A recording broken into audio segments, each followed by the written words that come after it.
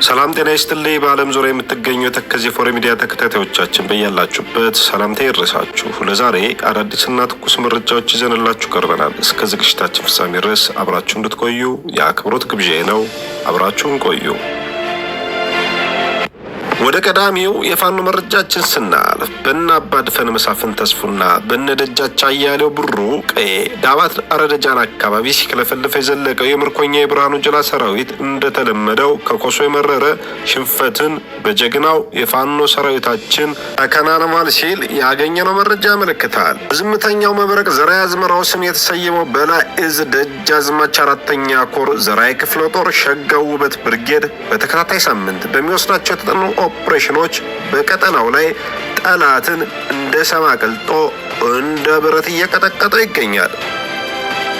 መጋቢት 14 2018 ዓ.ም ወደ ብርጌዱ ጠንካራ ይዞታዎች ተግተልትሎ የዘለቀው ግፈኛው ሰራዊትም በእሳት አለንጋ ተገርፎ መራርና ሰብአዊ ቁሳዊ ጉዳቶችን አስተናግዷለኝ። በዚህም 45 የተደመሰሰ 15 ቁስለኛ ሲሆን 25 ነፍስ ወከፍ የጦር መሳሪያም ተማርኮበታል።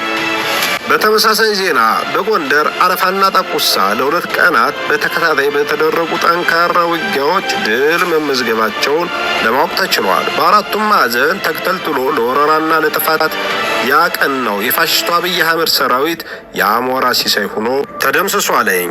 የአፋብን በላይ እዝ መይሳው ካሳ ሁለተኛ ኮር አድዋ ክፍለ ጦር፣ ቋራ ሜድላ ክፍለ ጦርና ካራማራ ክፍለ ጦሮች ከአፋብን ጎንደር ጠቅላይ ግዛት በጌምድር ክፍለ ጦርና ጣና ብርጌድ ጋር በመተባበር በጠላት ኃይል ከፍተኛ ድል ተቀናጅተዋል። መረጃ ምንጫችን የሁለቱ እዞች ህዝብ ግንኙነት ክፍሎች ናቸው። ወደ ቀጣዩ መረጃችን ስናልፍ የኤርትራ ወታደራዊ ልኡካን መቀለ መግባታቸውን አፍሪካ ኢንተለጀንስ ዘገበ። ባለፈው የካቲት ወር መጨረሻ ቀናት የኤርትራ ከፍተኛ ወታደራዊ መኮንኖች መቀሌ መግባታቸውን አፍሪካ ኢንተለጀንስ ዘግቧል። እንደ ዘገባ ከሆነ ብርጋዴር ጄኔራል ኢዮብ ፍስሐ የተመራውና ሌሎች ከፍተኛ ወታደራዊ መኮንኖችን ያካተተው ልኡካን ቡድን በትግራይ ክልል ርዕሰ መዲና መቀሌ ተገኝቷል ብሏል።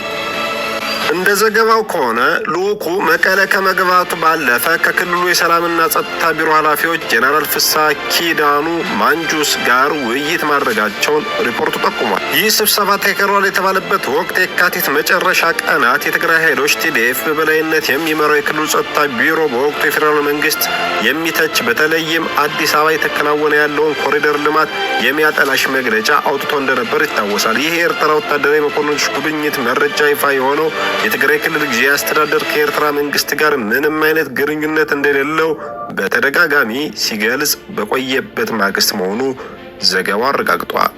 በሌላ ዜና ወደ ጦርነት ልንገባ የምንችለው በመሬት ምክንያት ነው ሲል ሌተናል ጄኔራል ታደሰ ወረደ ተናገረ።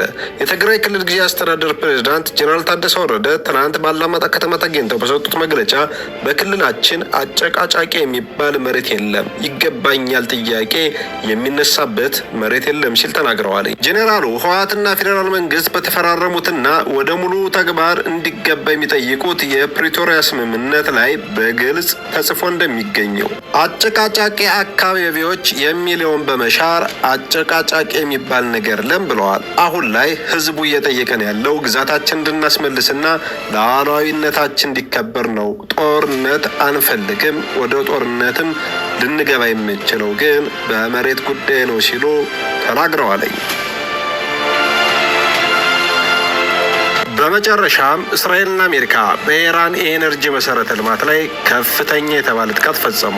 ሁለቱ ሀገራት በኢራን ኢስፋሃንና ኮረም ሻሃር የኤነርጂ መሰረተ ልማቶች ላይ ጥቃት የፈጸሙት የአሜሪካው ፕሬዝዳንት ዶናልድ ትራምፕ በኢራን የኤነርጂ መሰረተ ልማት ላይ ለመፈጸም የተቀመጠው የጊዜ ገደብ ወደ 5 ቀናት መራዘሙን ካስታወቁ በኋላ ነው። በተመሳሳይ ዜና የባሲጅ አዛዥ መሐመድ አሊ አታሪሃ ቴህራን ውስጥ በሚገኝ የፍተሻ ጣቢያ ላይ በተፈጸመ ጥቃት መገደላቸውን የአረበኛው የዜና ማሰራጫ የሆነው አልአራቢያን የኢራን መገናኛ ብዙሃንን ጠቅሶ ዘግቧል።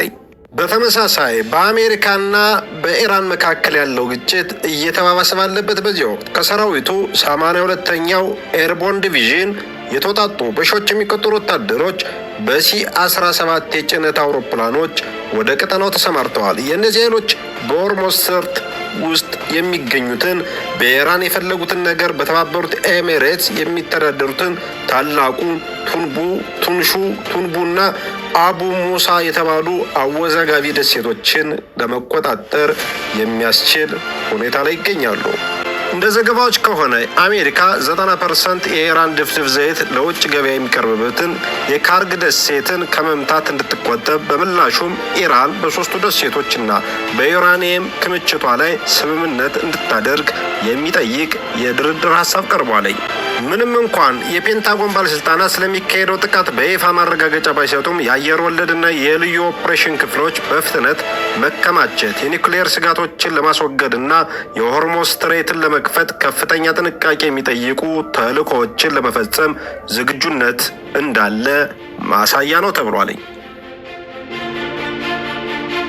የተከበራችሁ አድማጭ ተመልካቾቻችን ለዛሬ መረጥንላችሁ አዳዲስና ትኩስ መረጃዎች እነዚህን ይመስሉ ነበረ። በቀጣይ በሌላ መረጃ እስክንገናኝ ድረስ በያላችሁበት ሰላም ሁሉ ተመኘው።